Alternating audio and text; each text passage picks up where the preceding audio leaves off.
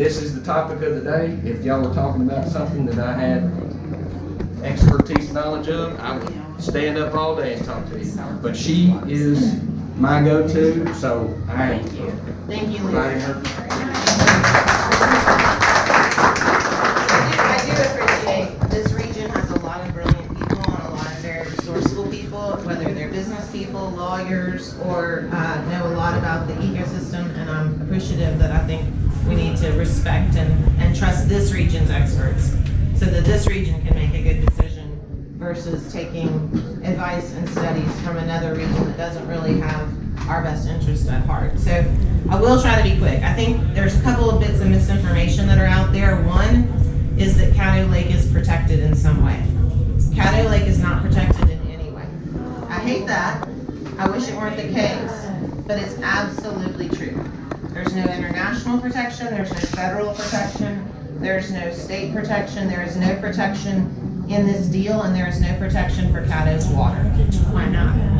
When they built that reservoir in the 50s, Big Cypress Bayou is the main source of water for Caddo Lake. There are other tributaries that come in, but most of it is coming from Big Cypress Bayou, and that was the case, and that's why they put the reservoir there, to stop the flooding in Jefferson. And then these cities came together and taxed themselves to change it from purely a flood control project that was going to protect Jefferson to a water supply project that was going to provide water for them. So those 7 cities voted to tax the heck out of themselves, to raise the level of Lake of the Pines 7 feet and to make it larger so that they could benefit from water supply. And that is exactly why Caddo Lake is not protected. But these water rights in these 7 cities in the district are protected. Because these people, the 7 cities paid to build their reservoir, and so the state can never take that away. Because they paid in to build it themselves. That's not the case in every water district. That's not the case everywhere. But your grandparents and parents paid a heck of a lot of money to build that reservoir, and their rights cannot be taken away. So I brought the Texas Water Code that says exactly that, and I have copies over here for people because I think that's a huge piece of misinformation. That's a scare tactic that they're using. Feels like a high-pressure sales tactic. Yes. Feels strange, but a water right is not subject to cancellation. If the water right was obtained as the result of the construction of a reservoir funded in whole or in part by the holder of the water right as part of the water right holder's long-term water planning. That's Lake of the Pines. Those rights cannot be taken. There's no eminent domain. There's no one coming to steal your water. You own your water, and you have to be a willing seller and a willing buyer.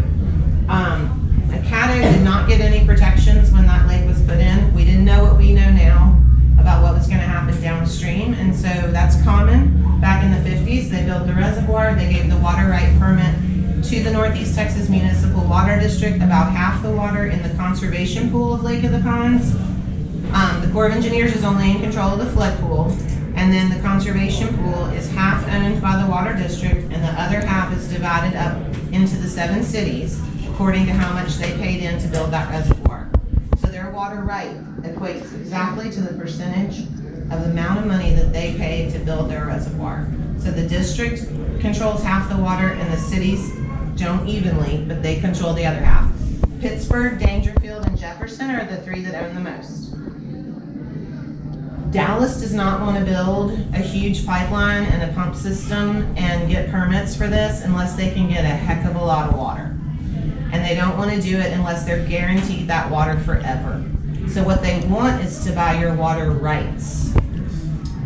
They own, it's like selling your house. You sell it to them and it's theirs. They can do with it whatever they want. It's not yours anymore. You have no say-so. And they want a large quantity to make it worth their while to do all this. And that's the challenge, is the amount that they're talking about is too much. It's too much. And is that the 73,000, I think I read, acres, surface acres per year? Is that per year? that's one piece of it. One piece of it, okay. There are several other buckets that would go along with it. It's more than that. It's more water than that. Because that's about a third of the lake, almost. Who actually 73. Yeah. Dallas knows that it rains a lot. It does rain a lot over here. We're blessed with a lot of water. And so a lot of the time, I'll be honest, a lot of the time, this would probably be okay. But I mean, at least 30% of the time it would not be okay. And there would be serious damages downstream, serious damages downstream. Y'all said y'all had parking out of three. Yes. We own parking out of three. Yes. The island is, we were owning back in there. So basically this goes through that portion of the lake, we no longer exist. Exactly, that's what I said, so why don't we have a say in it? Y'all didn't pay in. But you do, you have a voice, you go talk to the city council members and show, like every meeting that they have, you need to show presence in numbers. Right. Show them, hey guys, look us in the face and see our infrastructure that our forefathers built for us, that you just give away to Dallas. And once, like you said, once it's gone, it's gone. Right. You can't get it I back. guess that was my whole question, you know, you're talking about the 7 cities, so you have one council member in each city that says. I'm sorry, guys, y'all just sound. No, actually, We're not 100% sure exactly the structure and how it's gonna have to go. We're being told that, so each city got to appoint one person, even though they own different percentages. They each have an equal say.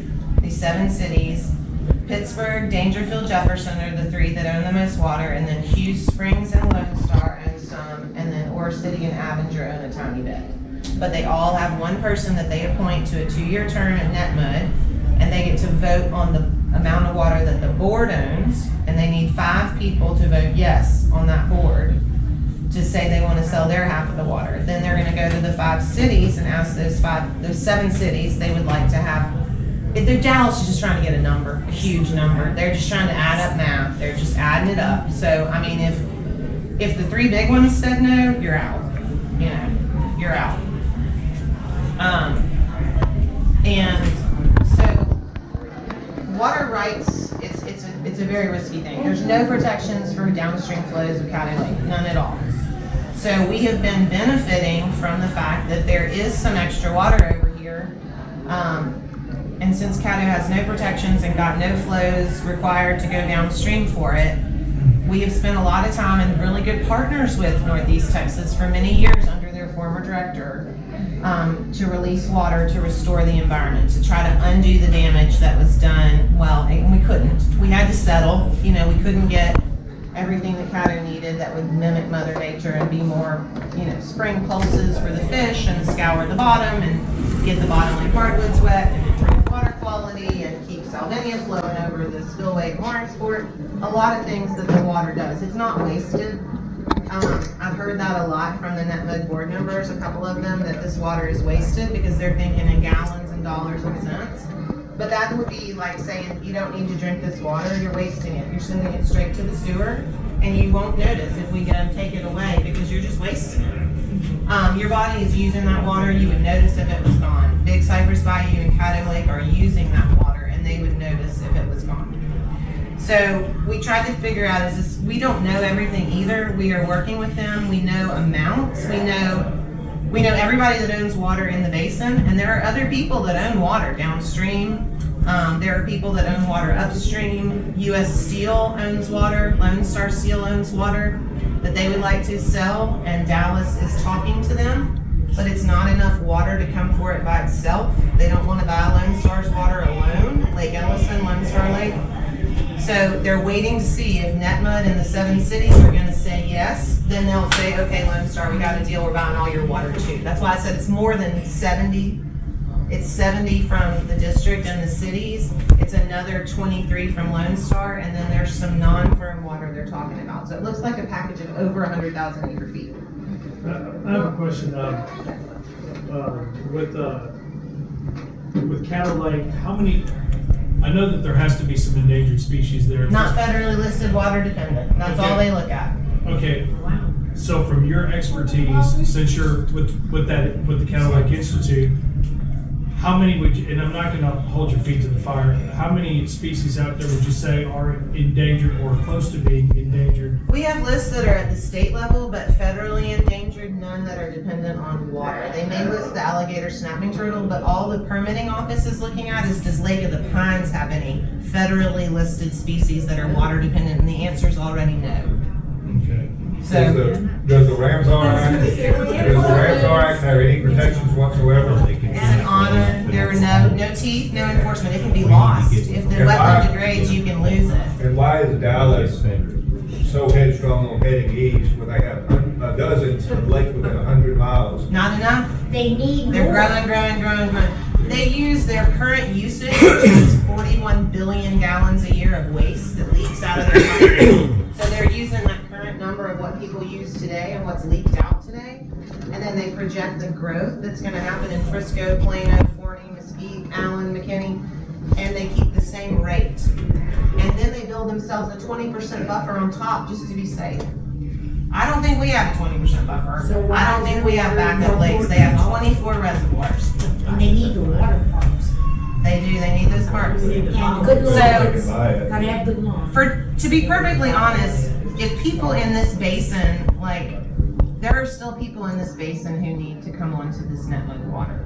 There are still towns that are signing up to come onto net mode water. There's a little bit of water in there that is safe to lease, not to sell the water rights, but there's a lease to Longview, there's a lease to Marshall.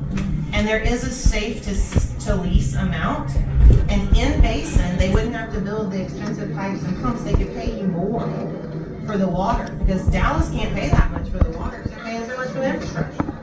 So anyway, there is some unused water in there, but not the kind of quantities they're talking about. And so we had to look and see if it was going to impact Caddo, and the answer is yes. There are many times of the year when the water is used, and when there's a drought, Caddo would be another foot lower. And so you know what that means to boat guides and all the places. You already can't get a ton of places on that lake in a pontoon boat anymore.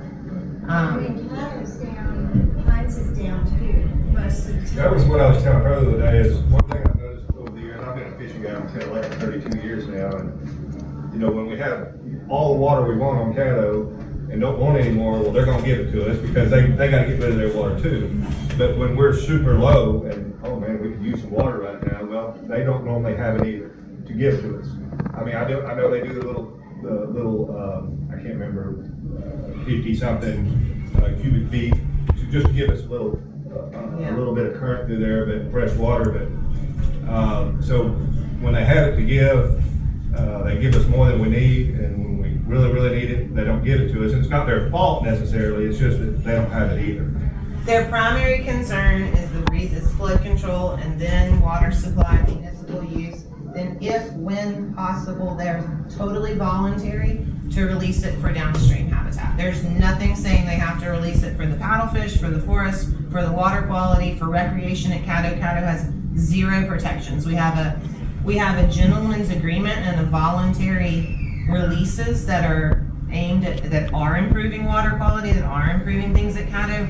But this would be, we will look to find those protections. We had hoped we could work something out with binding protections and an amount set aside and work with their engineers in Dallas and in Netma to see, why are y'all not concerned? How are you looking at this where you're not worried about Caddo Lake? And we have received nothing from them. We have not worked directly with them. We have not worked with them. We've given them our data. They've told us amounts, who has what contracts, which we already knew. But, so we've worked off of everything we can do, and we are saying that 30% of the time there is not enough water for Caddo. Caddo would drop by a foot, and the flow in Big Cypress Bayou through Jefferson would not be there the majority of the time. So what tree the next steps that we could take? Well, What do you want, what do we do? I think, How can we help? I'm not a political person, I'm not great at that, I think other people are, but I would just say selling your water rights is an absolute no. Well, absolutely. It's a no. And letting the city council members of the 7-member cities know, especially the one you're a constituent of, talking to your friends in these other towns that are gonna have to make the same decision. Pittsburgh, Dangerfield, Jefferson, did I mention those three? Those own a lot of water. And so Jefferson is the most closely tied. I mean, the economy of Jefferson, picture it without Caddo.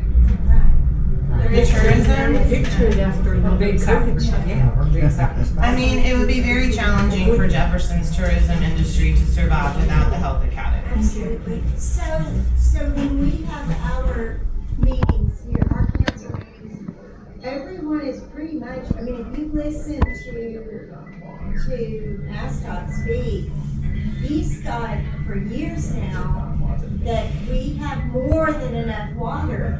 to sell and bring some income, some extra funds into Jefferson. So, Of course, how do we combat that? I mean, obviously, he's got a plan there, but we have to have someone who is able to speak to that information, you know, because here's this water guy telling us this information. He's a water guy from a gallons and dollars and cents perspective. He goes to conferences with huge water systems that buy and sell water, and that is the way they operate. There are water people in this area who think about water in a different way. I know that several years ago when Walt Sears was in charge, he did look at having a little bit of extra water and a much smaller amount to lease. And he put out a bid for who might be interested, and there were 2 respondents. And I would like to resurrect that and see if there's some in-basin people that are in our region that are northeast Texas that might want to contract and lease some water for some revenue to come without taking the enormous quantities that would be needed to make this pipeline worthwhile. And I also would just urge you to think about the political power of the Metroplex and those cities. Frisco is the fastest growing city in our country. And so when push comes to shove and those people are in charge of a third of your lake, a lot of things could happen that I just feel like would be very challenging for this region to be able to enforce and put guardrails up for. So I think we need to talk to the 7 cities. I feel real strongly that you need to get out to your city council.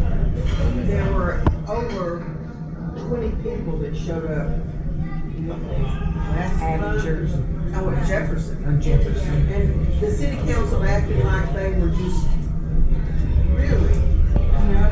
So it's important. It's really important. And if you're on Facebook, Laura-Ashley is great about posting things. You need to share it. You need to talk it up.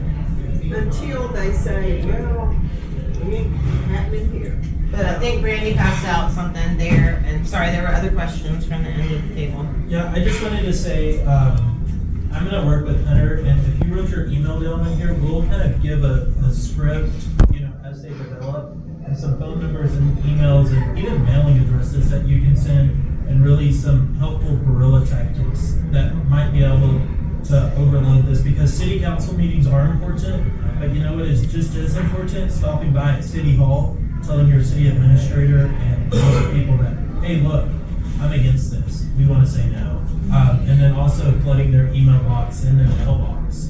So these people in Jefferson and these other small towns aren't used to having that kind of thing. Thank you so much for that. I think in about a week, there's a coalition that's kind of coming together of the City of Uncertain and Chambers of Commerce and different groups where we might actually have a coalition standalone website that could tie in and be helpful to give information and to share. But I keep hearing there will be transparency, there will be public meetings, we don't have anything to show you yet, don't come to the city council, it's not on our agenda. We don't want to talk to them after they have a deal. We don't want to tell them how we feel after they've seen a contract and gotten wowed by these dollar signs and somebody just decides they're going to vote on it coming out of executive session. I mean, that's a little late. That's a pretty risky situation. I was in Long Story last night at the city council meeting, and they had not been notified by the water board about anything. These people were there with you. I believe them. They have not seen In fact, it. I asked her, you're telling me that y'all have not been notified by anybody at the water board? And she said, no. It may have been a bluff, and that's hard to tell when people aren't being honest. It may have been a bluff when Odstott said they were coming She in voiced that, January and and I February. asked her and made her repeat it. I don't think these mayors and city councils I don't think they've seen it. I think that the water district themselves are under a non-disclosure agreement.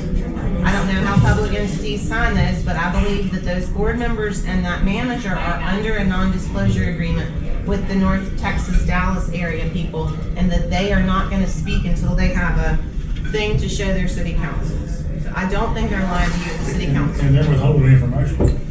And they're gonna come hard. So I think they need to know what we think before. I wouldn't even really want to see a contract for selling water rights. I'll say, to your point about what you can do politically, what I have seen just from my observation, I'm sure many of you have, is that there is a local organic groundswell about this whole issue, and it's happening from all different points, whether it's out far east at the end of the county with Caddo Lake, around Lake of the Pines, and all the municipalities.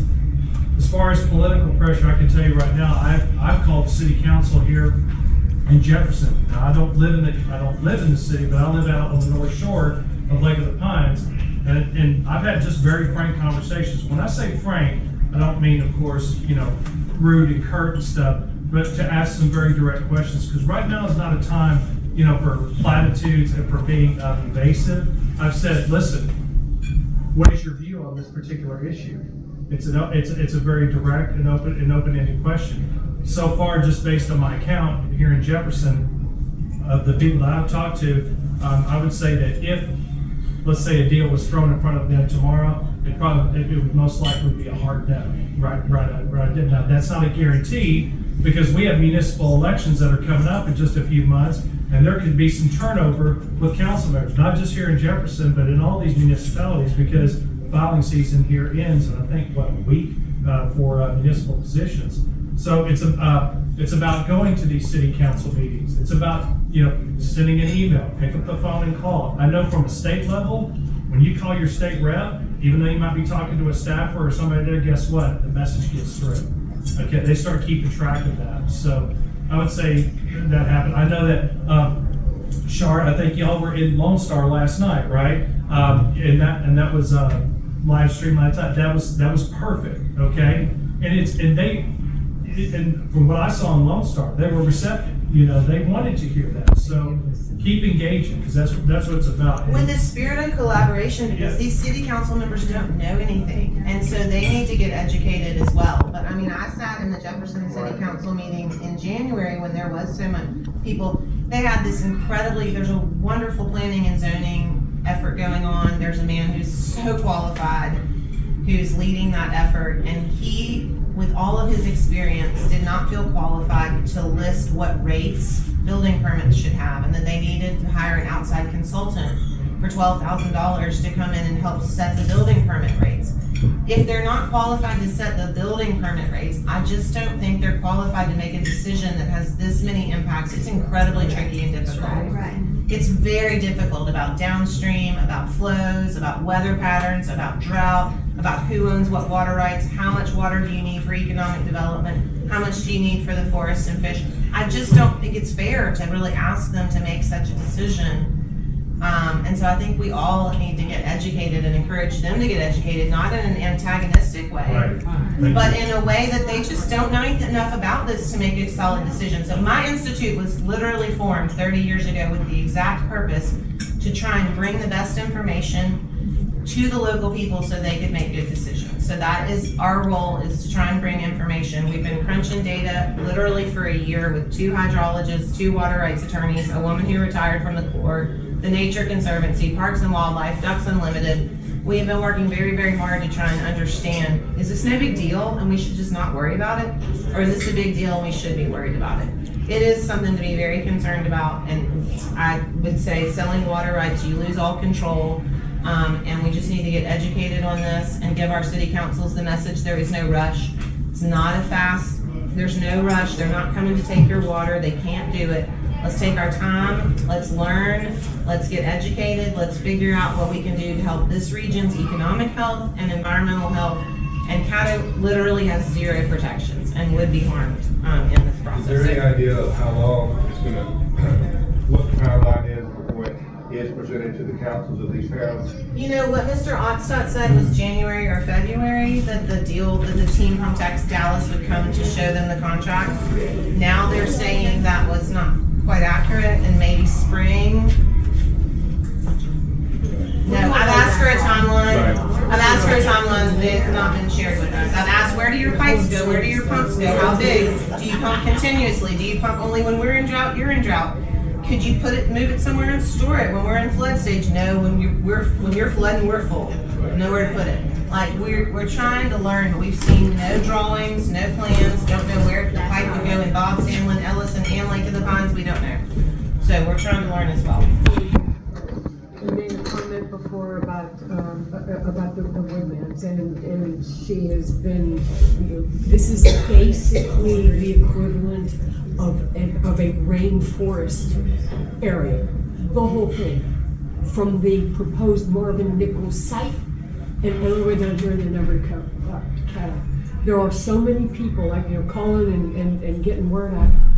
Do you, or does anybody that knows as much as you do about all of this, have any doubt at all that the Marvin Nichols proposal and then this sudden, oh, we want to sell water, or sell your extra water, do you think really maybe that they're connected? Look, when I first got this job 7.5 years ago, I didn't want to show videos and pictures of Caddo outside of our area because I was scared they would see we had water.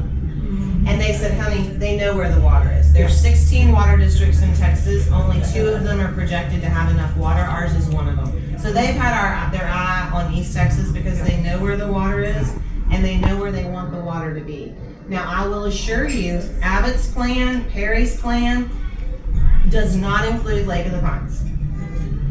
Does not include Lake of the Pines. Senator Perry said in front of an entire room full of water planners in Austin last week, if Caddo Lake was the last source of water in the state, I wouldn't touch it, it's sacred. Now, they knew that North Texas was trying to buy water from Northeast Texas, but it's not endorsed by Perry or Governor Abbott, and it is not part of their infrastructure plan. Let me ask you,